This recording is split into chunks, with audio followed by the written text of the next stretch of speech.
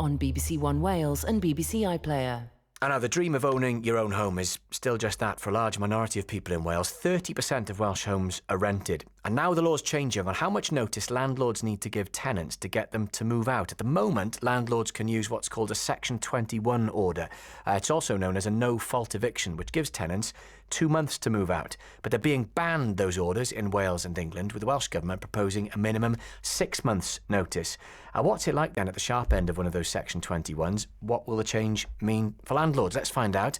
Francesca Rigo was evicted from her home back in 2018. Douglas Haig is also with us, Vice Chair of the Residential Landlord Association in Wales.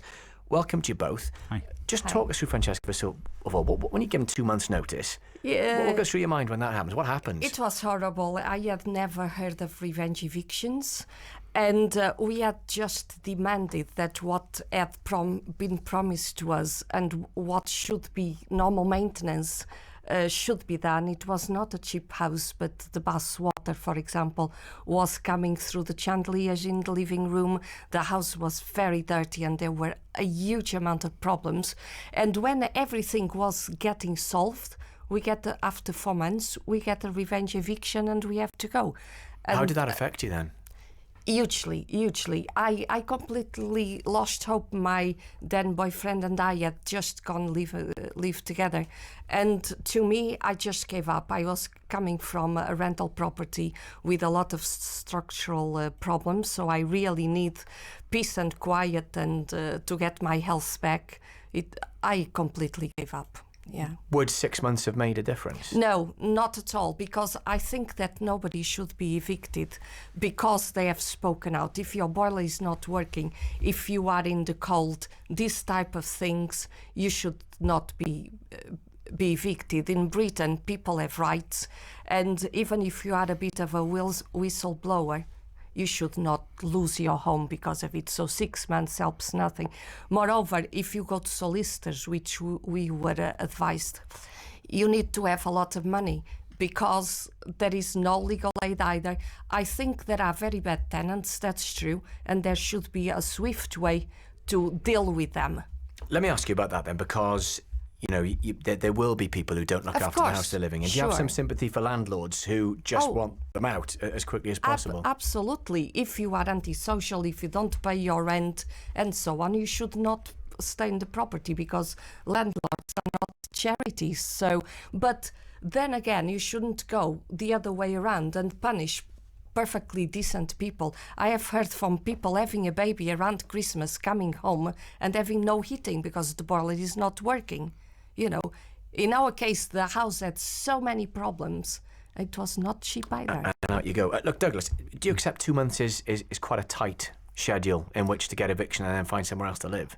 Yeah, certainly for a number of people, it is quite a tight schedule, and we're very sympathetic to the changing environment the private rented sector is. The laws are 30 years old that most of our current tenancy law is based on, and the private rented sector has changed massively during that time to people living it longer and families living in that sector. So we're very sympathetic that actually there is a change that needs to be made.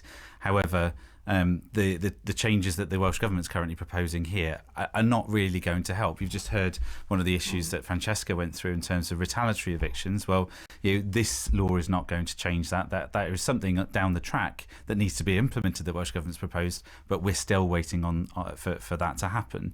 And we need to look at really the perspective of all of this is, because actually less than 10% of all tenancies are actually ended by the landlord, and under the Section 21 that we're talking about today, actually 80-odd% of those, the landlords are actually using that because tenants aren't paying their rent. But the point that Francesca also makes is actually what we're seeing and what we would like, and could be a lot more supportive of what the Welsh Government's proposing, is a specialised housing court to try and deal with some of the issues that that Francesca was talking about, because this is a two-way street.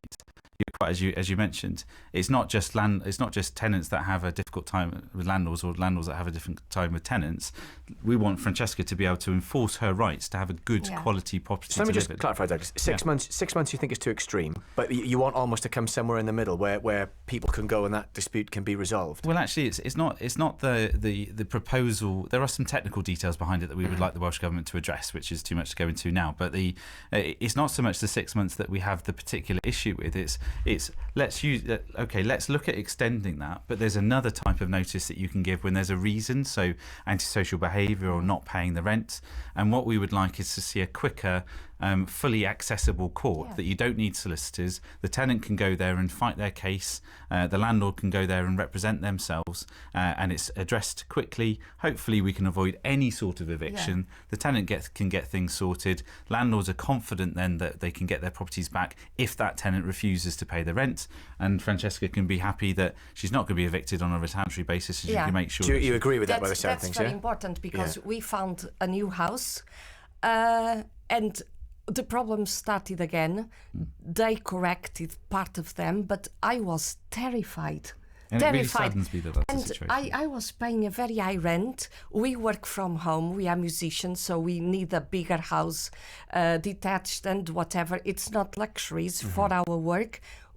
We were terrified. I suffer from PTSD. This has been absolutely horrendous. Could have ended our relationship. We are now having to go for another house, so we have to move quite often. And the problems in England are right now horrendous. That's why my husband is not here. He's in England trying to solve the government problems. It has nothing to do with landlady. He met her today. Can I ask you both? Have you found more common ground with each other than you expected before you came in to speak to us? Or? I came and I was going to say... I thought it was going to be accosted when I first got in there. She's very friendly, I immediately went to Douglas and I asked, are you coming for this show? And I said, can we get together and exchange ideas?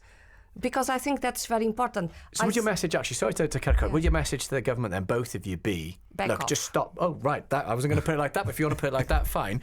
Stop maybe and take some soundings from the two of you and people like you?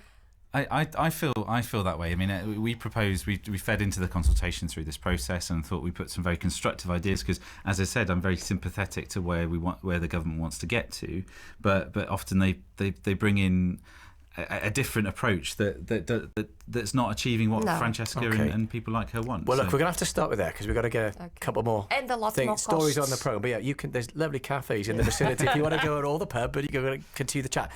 Great to have you on. I think it was really eye-opening for everybody, actually. Thank you very much indeed. That's Douglas Haig and Francesca Rigo. Right, 10 to 6 the time. Now, an inquest jury has heard how a baby